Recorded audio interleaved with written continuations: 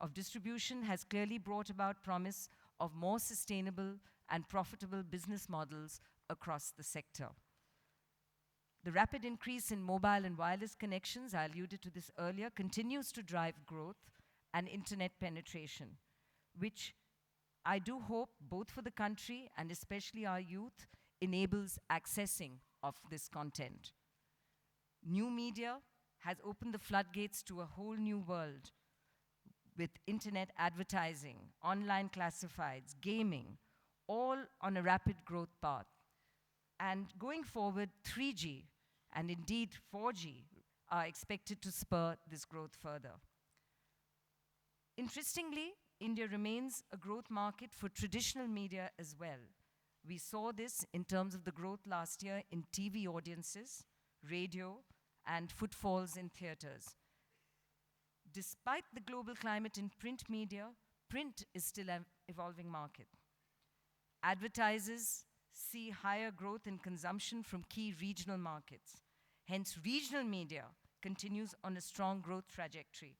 And many film studios are building a regional film pipeline. Reliance Big Pictures, Disney, UTV Motion Pictures, and Eros International are increasingly investing in the regional space. Hollywood films are expanding revenue potential by dubbing across regional languages such as Tamil and Telugu. So we have very varied threads as we look at this sector, and it's going to be important to ensure that we take all of these threads into account as we look at the next couple of days of deliberations. At Frames 2013, we have key international thought leaders, studio heads, and academics lined up to speak on a range of topics covering the main objectives of the sector: digitization, making big budget films, and being successful in Bollywood, marketing, exhibition, distribution, viability of the sports broadcasting business, the future of content consumption in an era progressively getting defined by the digital media. So I wish every one of our distinguished delegates here at the convention the very best, and I do hope that you have an enriching time here at this conference. Thank you.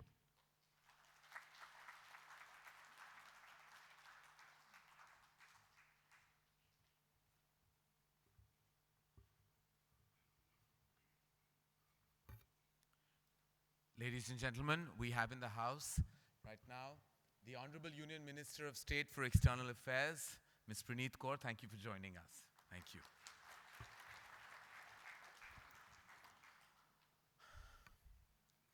And now, ladies and gentlemen, thank you, ma'am. Thank you, Ms. Kidwai. Thank you very much for putting Frames 2013 into brilliant perspective. I'm now honored to call our new and illustrious chairman, Mr. Uday Shankar, for his theme address of Frames, FICCI Frames 2013. Mr. Uday Shankar.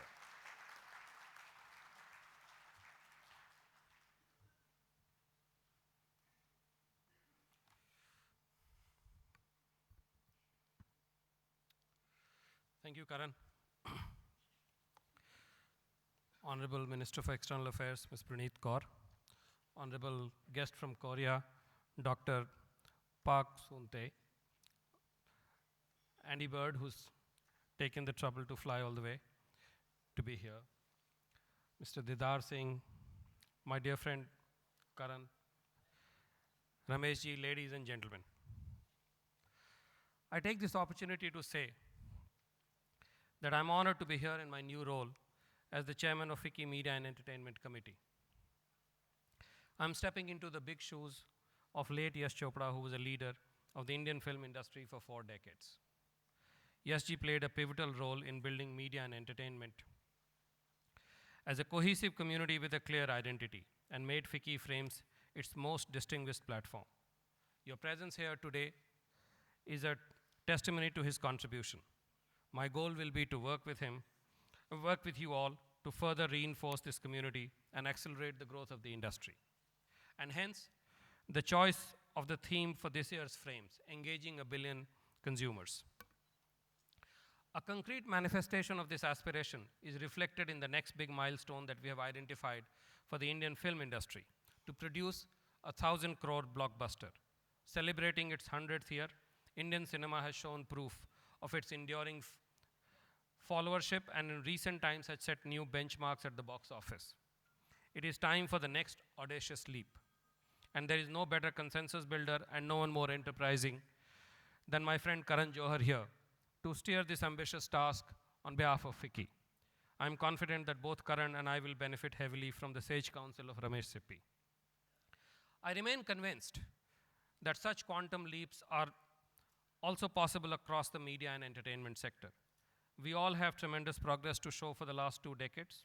As a community, we have shown an admirable commitment to enthrall Indians and the Indian diaspora with compelling content. But in business and creative terms, the Indian media and entertainment sector still remains much smaller than it should be in a country of 1.2 billion people. Our collective and individual ambitions, hence, should be taking wings around this big opportunity. I'm confident that in the next 3 days, we will come up with big ideas to make media and entertainment economically more robust, creatively more vibrant, and socially more meaningful. However, in my view, the single most important enabler towards all this would be a strong alignment within the industry and with other stakeholders in the government and the policy establishment. Our most recent experience with digitalization is a superb evidence of the power of alignment. Despite many hurdles, the unthinkable is beginning to happen in television distribution. With the first phase of digitalization well underway, as we speak, over 10 million cable homes have gone digital, and in the next 2 years, 80 million more homes will be digitalized. It will be the fastest digital transition anywhere in the world. How did this happen? It was because all of us within the industry and the government were strongly aligned behind a move that was good for the industry and great for the consumers. However, let me be honest. Our experience with consensus building hasn't been great. Usually, we disagree more than we agree. So I want to highlight today what I see as the 4 big problems facing the industry around which we need consensus. And in the days ahead, I hope to focus my own and the FICCI Media and Entertainment Committee's energies towards forging a consensus on how we can address each of these challenges. Firstly, media and entertainment is a real economic enterprise and not just a vehicle of glitz and glamour. This industry is an economic enterprise like the best of them and is capable of creating employment and wealth much faster than most other sectors and with the ability to be a force multiplier, like it is in most developed countries. It is particularly relevant in India because it can be an employment generator without massive public investments and without being hampered by the deficiencies of public infrastructure. Just to put things in perspective, as a $15 billion industry, we employ 6 million people. This can be so much bigger and more meaningful. Let me explain this further. According to official estimates, about 15 million people are entering the job market every year, while the country is generating only about 3 million jobs a year. This means that we are adding, as Shekhar Kapoor once said to me eloquently, a city of unemployed people as big as Delhi every year. And yet, the lens often used to look at this industry is largely one of glamour and propaganda. And the biggest debate is on how to control and contain this industry. As a result, the growth of M&E has not been supported by policy and regulatory initiatives. Just for example, with full recognition of the government's constraints, this year's budget is a case in point.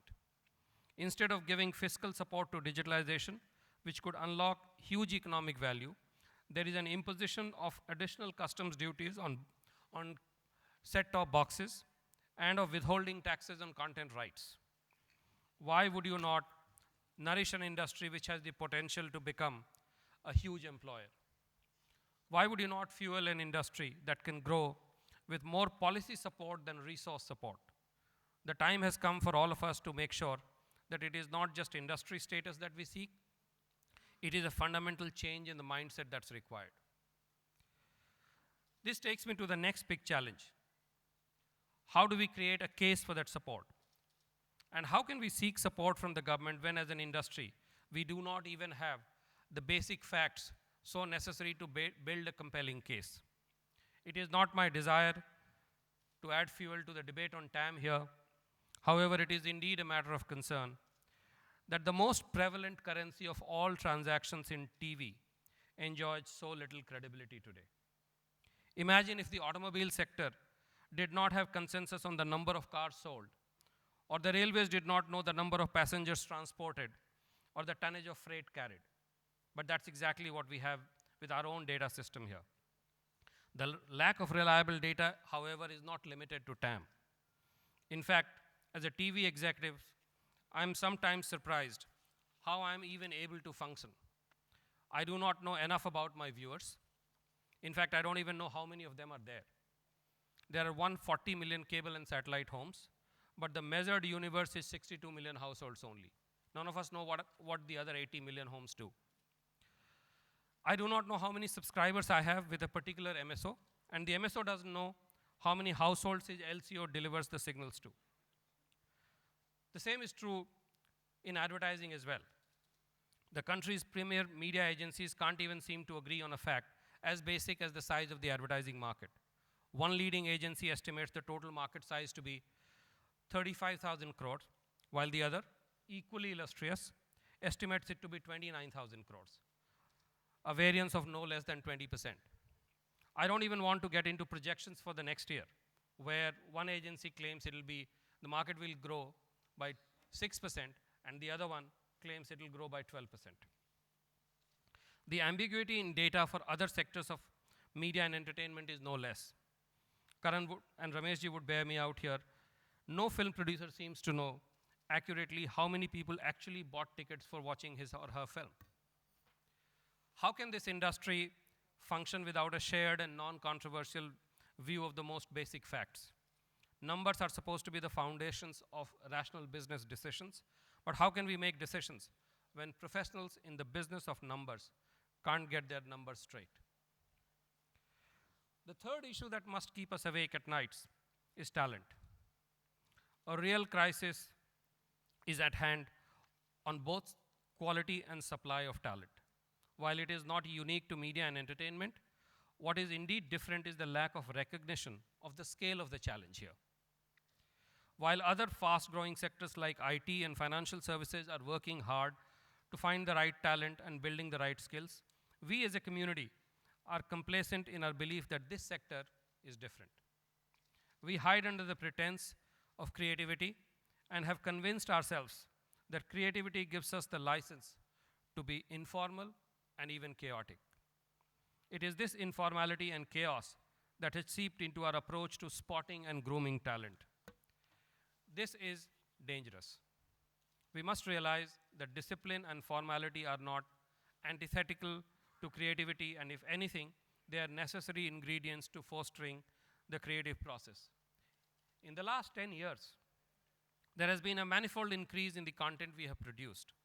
The number of channels, the number of newspapers, the number of radio stations, the number of films, they've all grown dramatically. But there is not even a nominal increase in the number of quality training institutions to support this kind of growth. Fly-by-night training shops have mushroomed, making the problem even worse. Even in what are considered established disciplines like management and technology, the situation is not any better. Just to give you an example, not a single premier management institute in this country has a proper course on media and entertainment. Well, these are all big challenges. For me, the most important issue at the moment is the one on freedom of speech. This perhaps is the only major democracy in the world where after 60 years of independence, there continues to be a debate on how much freedom can be given to the media. I'm shocked that there are still groups and interests who continue to debate on the right amount of freedom that can be granted to media, as if this is something to be granted, and as if this is something that's even negotiable. There is a strong positive correlation between creativity and the space for free expression. There is no greater evidence than Silicon Valley that culture is destiny. The Valley's preeminent role in global media and technology can be directly attributed to the freewheeling culture of the 60s and 70s California. So what is troubling to me is that in a very competitive world, we are questioning the scope of free speech, one of the few real sources of advantage for us in India. China and Russia are way ahead of us in most areas of business and industry. But we, as a democracy, should be unquestioningly leveraging the democratic advantage that we have over them and many other competitors to become a global media and entertainment giant. What is interesting to me is that we all agree that the role of media is to question the status quo. But with the right to question must come the right to provoke and the right to offend. In the absence of these, there is no debate, and without debate, there is no clarity. But we seem to be regressing in this area.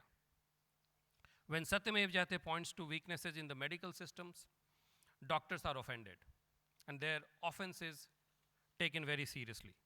When Jolly LLB creates a courtroom satire, lawyers are offended.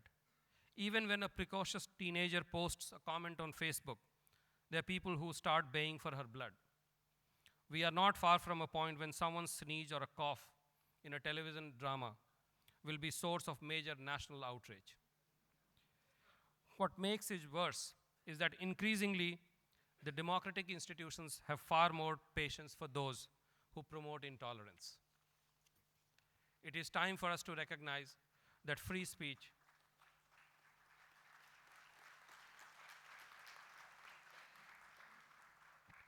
Thank you. It is time for us to recognize that free speech is what is sacrosanct, not the right to be offended. In conclusion, I want to go back to the idea of 1,000 crore blockbuster, mainly because of the scale of this ambition, how bold and daring it is. Just in the last couple of years, we had major Hollywood movies like Life of Pi and Slumdog Millionaire, where everything was Indian except its production and direction.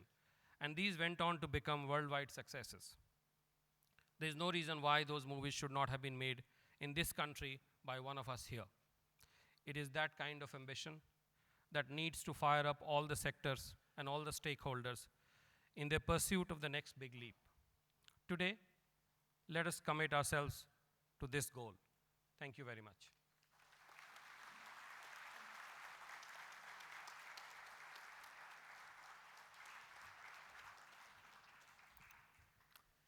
Thank you there, and I do believe under your vision and under your leadership, we will take Vicky Frames from strength to strength. And also, thank you for sharing your thoughts on the freedom of speech and expression, a very valid point, because I do believe we might make our 1,000 crore blockbuster, but we will never stop offending people. That is something that I think the film fraternity continue to do for some odd reason, and we spend most of our time fighting court cases. And then they say we have no content in our cinema. Well, we don't have the time to really create content because we are in court most of the time.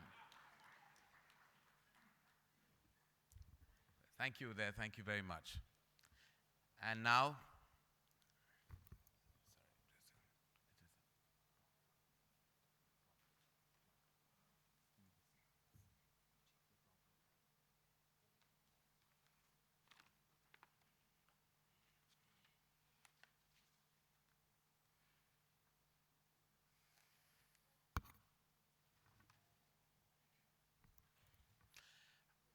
I would now like to invite on stage our guest of honor, Dr. Pak Sun Tai, Deputy Minister, Minister of Culture, Sports and Tourism, Republic of Korea, to join us.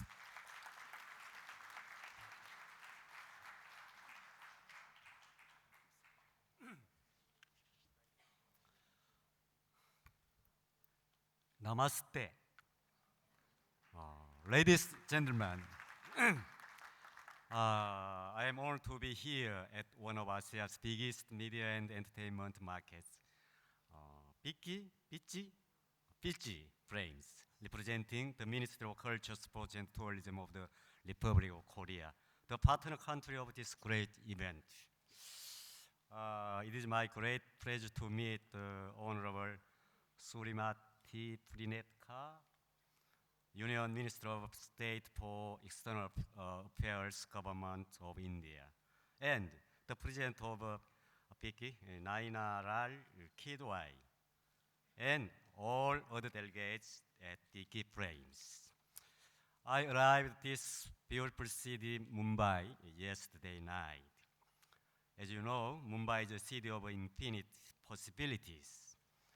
Unlimited dreams are realized here every day. We have heard a lot about how this city welcomes everyone with open arms. We have come here in hope of being able to call it Amchi Mumbai, our Mumbai. Okay. On behalf of the entire Korean contingent, I would like to extend a hand of friendship to the creative content industry of India. This is the significant year of the 40th anniversary of diplomatic relations between we, Korea and India. So far, our two countries have carried out exchanges and other forms of cooperation in culture, arts, and broadcasting. These events will become the catalyst for new business activities in the culture industries. While participating in these great events as a partner country, the Korean government has arranged various programs.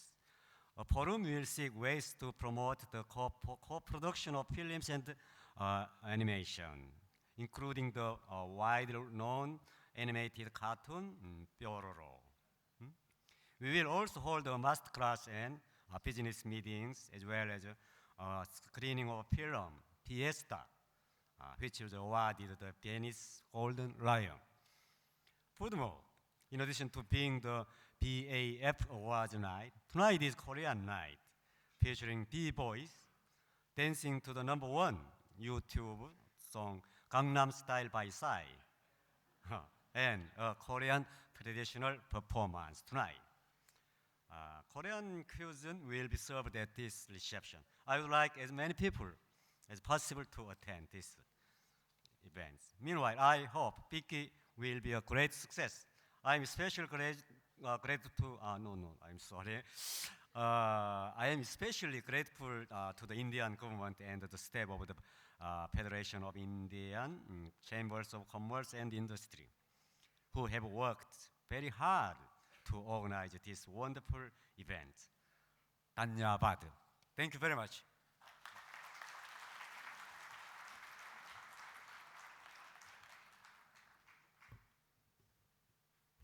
Thank you, sir. Thank you very much for your thoughts. Thank you.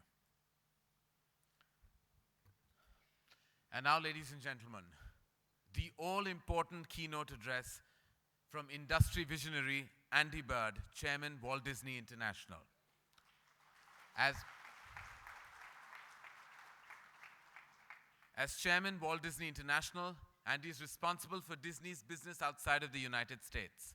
Andy and his global team develop and implement strategies to increase Disney's brand affinity and its awareness in key international markets, introduce new customers and guests to Disney's unique storytelling legacy and iconic characters, and invest in and maximize opportunities in emerging markets.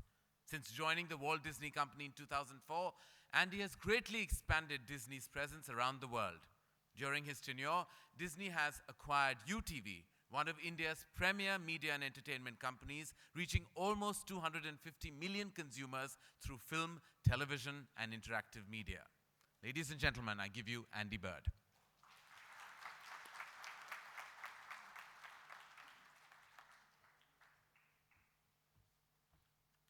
Good morning. Honourable Minister, distinguished guests, ladies and gentlemen, it's a real privilege to be here with you again at the 2013 Vicky Frames Conference. I had a fantastic speech written that I was going to deliver, but Uday just did that for me. So thank you, Uday.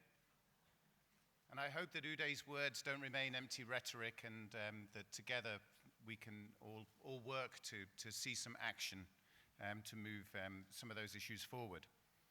As was just mentioned, it was 9 years ago in 2004 that I first had the pleasure of attending this event and addressing many of the same people who are here today. I remember how the hot topic of that day was CAS and its imminent implementation. But as they say, the best laid plans. Anyway, I'm particularly pleased to have seen the successful deployment and digitization throughout most major cities in India and look forward to its further expansion. When I last spoke, we were the new kids on the block. back in India after a decade's absence with the launch of Disney Channel. So I'm very pleased to be joined this morning by Anne Sweeney, co-chair of Disney Media Networks and president of Disney ABC Television Group. Anne will be addressing you later this morning, and through her passion and support, she's helped Disney Channel become the #1 kids network in India, and our bouquet of 4 kids channels, Disney Channel, Disney XD, Disney Junior, and of course Hungama, become the #1 kids network in India. We've also grown our other businesses over the past 9 years, both organically and of course through the acquisition last year of UTV. When we made the decision to buy UTV, we did it with 2 considerations in mind. The first was to create a diverse company in India, of which I'll speak more shortly. But as importantly, it was to acquire the talents of Ronnie Screwvala to run the new company. As many of you know, Ronnie is a rare breed of entrepreneur who has successfully built UTV and embraced Indian and Western cultures. I'm so proud to count Ronnie as one of my friends and to have him lead the Walt Disney Company in India with his magnificent creative management team. Now, as a company, we too have been on a bit of a transformational journey as well. Since we last met, Bob Iger has become CEO with 3 clearly articulated strategies: creativity, technology, and international. We had to ensure that creativity and quality remained at the heart of our company, that we embraced technology and the changes that would bring, and that we became a truly global company. We believe that there is no such thing as an international market. There's only a vast collection of diverse and dynamic local markets that demand individual strategies and relevant products from any business trying to succeed there. The Walt Disney Company has had a long legacy of success as a great media and entertainment company, helping to define the industry for a few generations at least. Perhaps not surprisingly, when people began to speak of the old media that had defined the industry for generations versus the new media that would define the digital future, everyone put Disney squarely in the former category. Well, everyone except the leadership at Disney. We had other ideas and began to transform what it means to be a media company in this era, challenging the status quo along with conventional wisdom and leading the charge on a number of fronts as industry innovators in the process.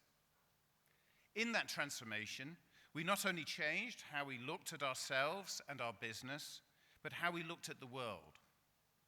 It's no longer domestic versus international for us. We recognize that each market we enter essentially needs its own Disney company, with strategies and products and messages that are compatible with the culture and relevant to the local consumers. And we see tremendous opportunity in rapidly growing markets like China, Russia, Latin America, South Korea, and of course, India. So connecting with consumers in these regions is a key strategic priority for Disney and will be integral to our future growth. That's why our strategy for each region reflects local market realities and opportunities. Our approach here in India is primarily focused on media and entertainment because that's where we see the greatest potential for Disney. Not only because the industry here, as we've heard, is poised to take a huge leap forward, but because of the rapidly rising middle class of consumers and their traditional focus on the family. This is radically different than our strategy in China, for example, which is much more restrictive on the film and television content imported into the country. In China, we're focused on building our presence and our brand by telling Disney stories through theme parks and a strong retail effort. Likewise, our China strategy is quite different from our approach in Latin America, where we're transitioning Disney from a high-end brand to a more broader mass market as the middle class grows in that region as well. The Disney brand will remain strong and clear And everything we do anywhere in the world will reflect the brand values consumers know and trust. But each market will dictate how consumers access and interact with that brand. At the Walt Disney Company, we believe that in stories we find the imagination needed to envision a better tomorrow and the inspiration to make that vision come true. This belief guides how we act as a company and how we connect kids, families, and friends, first with each other, and then with the causes they care most passionately about.